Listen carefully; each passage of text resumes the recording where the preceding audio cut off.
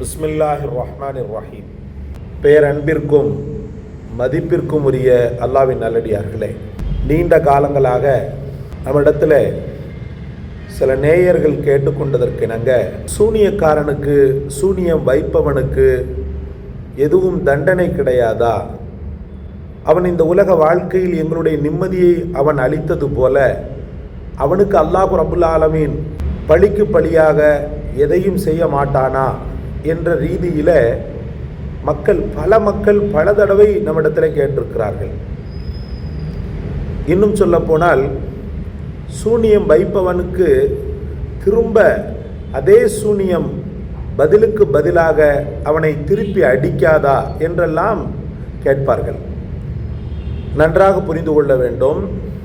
குர்ஆனிலே அல்லாஹ் ரப்புல் ஆலமீன் ஒரு மகத்துவமிக்க வசனத்தை, ஒரு தெய்வ வாக்கை அல்லாஹ் ரப்புல் ஆலமீன் சொல்வான்.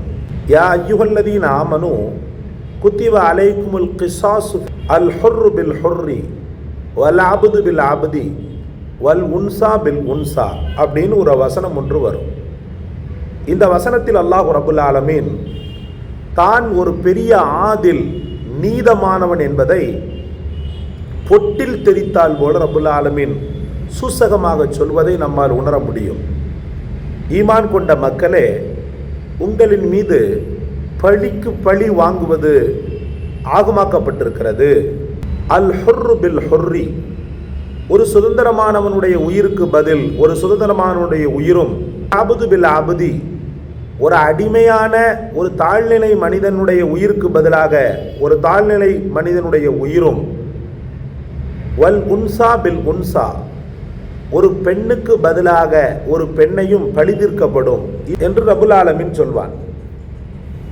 இன்னும் சொல்ல போனால், ரப்புல் ஆலமீனுக்கு பழி வாங்குபவன் அப்படின்ற ஒரு பெயரும் இருக்கிறது, இழிவுபடுத்துபவன் என்ற ஒரு பெயரும் இருக்கிறது. ஜமாலியத் என்று சொல்லக்கூடிய அழகிய, ஆரோக்கியமான, அற்புதமான குணாதிசயங்களை கொண்ட ரப்புல் ஆலமீன் ஆப்போசிட்டாக பழி தீர்ப்பவன், வஞ்சிப்பவன், முடிப்பவன், பதிலுக்கு பதில் செய்பவன், இழிவுபடுத்துபவன், கேவலத்தை ஏற்படுத்துபவன் அப்படின்றெல்லாம் அல்லாஹ் ரப்புல் ஆலமீனுக்கு பெயர் இருக்கிறது. அப்ப நீதத்தை தனக்குள் வைத்து கொண்ட, தனக்குள் வாஜிபாக்கி கொண்ட ரப்புல் ஆலமீன் உங்களுக்கு நீதம் தர மாட்டானா? சூனியம் செய்யப்பட்ட மக்களே, சூனியத்தால் பாதிக்கப்பட்ட மக்களே, உங்களுக்கு நீதத்தை தரமாட்டானா? அந்த ரப்பின் மீது பரிபூரணமான நம்பிக்கை வையுங்கள். இந்த கேடுகட்ட நாய்களின் கொட்டங்களை அடக்குவதற்கு அந்த ஆதில் புறப்பட்டு வருவான் இன்ஷா அல்லாஹ். அந்த நீதமானவன் பழி தீர்ப்பான் உங்களுக்காக. நீங்கள் கவலைப்பட தேவையில்லை. ஏன்னா இவ்வளவு கோபங்களும் இவ்வளவு ஆக்ரோஷங்களும் அந்த மக்களுடைய உள்ளத்திலும் அல்லது நம்முடைய உள்ளத்திலும் வர காரணம் என்ன தெரியுமா? இந்த கேடுகட்ட பாவிகள் செய்யக்கூடிய அந்த சூனியத்தினுடைய தன்மையை நான் சொல்லிடுறேன். ஃபஸ்ட்டு என்ன, எப்படிப்பட்ட தன்மைன்னு சொன்னால், இந்த பாவிகள் முடியில் வைக்கக்கூடிய சூனியத்தின் காரணமாக பாதிக்கப்பட்ட மக்களுக்கு கடுமையான தலைவலி ஏற்படும், புத்தி பேதலிச்சு போகும், மறதி ஏற்படும். அவங்களுக்கு என்ன செஞ்சாங்கன்றது அவங்களுக்கே தெரியாது. ரசூலுல்லாஹி ஸல்லல்லாஹு அலைஹி வஸல்லம் அவங்களுக்கு அப்படி ஏற்பட்டிருக்குது. அதை இன்னொரு காணொலியில் உங்களுக்கு நான் விளக்குறேன்.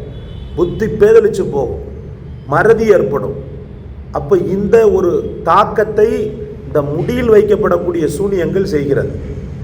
ஆடையில் சூனியம் வைப்பான், அல்லாஹ் பாதுகாக்கணும். ஆடைகளை எடுத்துகிட்டு போய் அந்த வேர்வையினுடைய அந்த வாடை இருக்கிறது அல்லவா, அதில் என்னென்னமோ பண்ணுவானுலாம். அதை பற்றி ஃபுல் டீட்டெயில்ஸ் நமக்கு தெரியலை. உடனே நீங்கள் சூனியத்தை எடுப்பீங்களான்னு சொல்லி நிறைய பேர் கேட்குறீங்க, என்னுடைய நம்பர்லாம் கேட்குறீங்க. அதற்கும் எனக்கு எந்த சம்பந்தமும் கிடையாது. அல்லாவும் அவன் ரசூலும் அதை பின்பற்றி நடக்கக்கூடிய உலமாக்கள் நமக்கு உங்களுக்கு சொல்லி தந்த அந்த ஒரு சொல்யூஷனை தான் நான் சொல்லிக்கிட்டு இருக்கிறேனே ஒழிய, என்னுடைய தொழிலோ அல்லது என்னுடைய வேலையோ இது கிடையாது. ஒரு பள்ளியினுடைய இமாமாக நான் பணிபுரிந்து கொண்டிருக்கிறேன். அல்லாஹ் ரஹ்மத் செய்வானாக. நீங்கள் தவறாக விளங்கிடக்கூடாதுன்றதுனால நான் சொல்கிறேன். நிறைய மக்கள் உங்கள் நம்பர் கொடுங்க, நீங்கள் எங்களுக்கு சொல்யூஷன் சொல்வீங்களா, நீங்கள் எங்களுக்கு பார்ப்பீங்களா அப்படின்லாம் கேட்குறீங்க. எனக்கு நிச்சயமாக அது சம்மந்தமாக பார்க்க தெரியாது. அது ஒரு பெரிய வேலை, அதுக்கு நிறைய ப்ரொசீஜர்லாம் இருக்குது. அல்லாஹ் ரஹ்மத் செய்வானாக. இந்த ஒன்றே போதும். நான் இப்போ சொல்லித்தரக்கூடிய ஒவ்வொரு விஷயங்கள் இருக்கிறது அல்லவா, அல்லாவும் அவன் ரசூலும் உங்களுக்கு கற்றுத்தந்த பாடம், உலமாக்கள் நம்முடைய உஸ்தாத்மார்கள் நமக்கு கற்றுத்தந்த பாடத்தை உங்களுக்கு நான் சொல்லித்தர்றேன். அல்லது எங்கேயாவது ஒரு செய்தியை நான் பார்த்தேன்னு சொன்னால் அதை உங்களுக்கு நான் என்ன செய்கிறேன், சொல்லித்தரேன். நிச்சயமான வெற்றி அல்லாஹ் உங்களுக்கு தருவான். நீங்கள் ஒன்றும் கவலைப்பட தேவையில்லை. சரி, விஷயத்திற்கு வருகிறேன். அப்போது ஆடையில் வைக்கப்படக்கூடிய சூனியம் இருக்கிறது அல்லவா, இந்த ஆடையில் வைக்கப்படக்கூடிய சூனியம் அல்லாஹ் பாதுகாக்க வேண்டும். உடம்பு எப்போவுமே எரிகிற மாதிரி ஆகும்.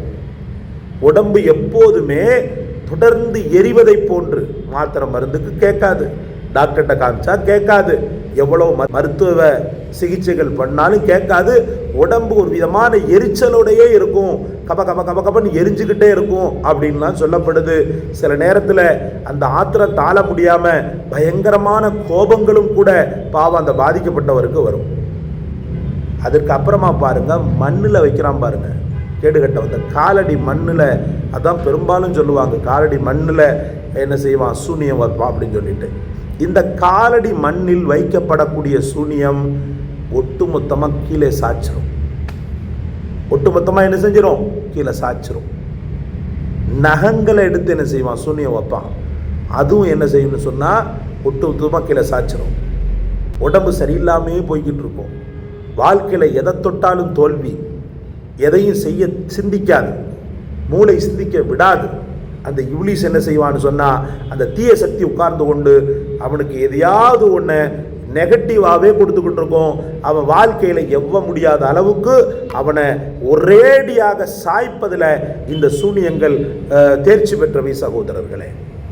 இப்படி ஒரு காரியத்தை செஞ்சுட்டு நீ தப்பிக்க முடியுமா? தப்பிக்க முடியாது, நிச்சயமாக முடியாது, சத்தியமாக முடியாது. வஞ்சிப்பவன் வஞ்சிக்கப்படுவான். மண் லஹிக்க லுஹிக்கன்னு சொல்லுவாங்க. எவன் ஒருத்தன் பிறரை பார்த்து சிரிக்கிறானோ அவன் சிரிக்கப்படுவான். நீ செய்கின்ற அநியாயங்கள் உன்னை எப்படியெல்லாம் சுத்த போகுது பார்.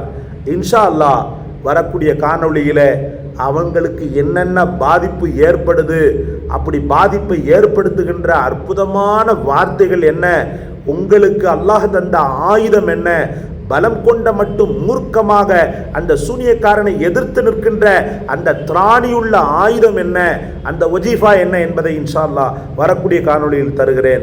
பாதிக்கப்பட்ட மக்களுக்கு ஒரு சின்ன அல்ஹம்துலில்லாஹ் ஒரு சின்ன சொல்யூஷன் நான் தந்து விடுகிறேன். சூரத்துல் ஃபாத்திஹா. சூரத்துல் ஃபாத்திஹா அனைத்து நோய்களுக்குமான நிவாரணம். சூரத்துல் ஃபாத்திஹா அனைத்து நோய்களுக்குமான நிவாரணம். நபிகள் நாயகம் முஹம்மது ரசூலுல்லாஹி ஸல்லல்லாஹு அலைஹி வஸல்லம் உம்முல் குர்ஆன், குர்ஆனுடைய தாய் அப்படின்னு சொல்லி சொன்னாங்க. உம்முல் குர்ஆன், குர்ஆனுடைய தாயின்னு சொன்னாங்க. தாய் போல பாசமோடு ஒரு குழந்தையை எப்படி தாயானவள், தாயை போல பாசத்தோடு எப்படி ஒரு குழந்தையை அந்த தாயானவள் பார்த்து கொள்வாளோ அதே போல் உங்களை பாதுகாக்கும், பார்த்து கொள்ளும், நிச்சயமான வெற்றியை கொடுக்கும். ஒவ்வொரு நாளைக்கு 7 முறை அழகான தர்த்தீலோட தஜ்வீதோட சூரத்துல் ஃபாத்திஹா ஓதுங்க. அல்ஹம்துலில்லாஹி ரப்பில் ஆலமீன் அர்ரஹ்மானிர் ரஹீம் மாலிகி யௌமித்தீன் இய்யாக நஅ்புது வ இய்யாக நஸ்தஈன் இஹ்தினஸ் ஸிராத்தல் முஸ்தகீம் ஸிராத்தல் லதீன அன்அம்த அலைஹிம் கைரில் மக்தூபி அலைஹிம், மக்ஸூபின்னு சொல்லக்கூடாது, மக்தூபி அலைஹிம் வலத்தல்லீன். ஆமீன். இது ஒன்று போதும். ஒரு நாளைக்கு 7 முறை தண்ணீரில் ஊதி அருந்தவும் செய்யுங்கள், அல்லது பாதிக்கப்பட்டவர்களுக்கு அருந்த கொடுங்கள். வீடு முழுக்க அந்த இப்லீஸினுடைய கோர தாண்டவத்தை முறியடிக்க தண்ணீரை தெளியுங்கள். தொடர்ந்து செய்யுங்கள். 40 நாட்கள் செய்ய வேண்டும் என்று உலமாக்கள் சொல்லித் தருகின்றனர். அல்ஹம்துலில்லாஹ். ஒன்றும் கவலைப்படாதீர்கள். இந்த காணொளி உங்களை ஈர்த்திருந்தால் லைக் செய்யுங்கள், ஷேர் செய்யுங்கள், சப்ஸ்கிரைப் செய்யுங்கள். எல்லாவற்றை விட மேலாக எங்களுக்கும் பாதிக்கப்பட்ட அனைத்து மக்களுக்கும் துஆ செய்யுங்கள். ஜஸாக்கல்லாஹ். அஸ்ஸலாமு அலைக்கும் வரஹ்மத்துல்லாஹ்.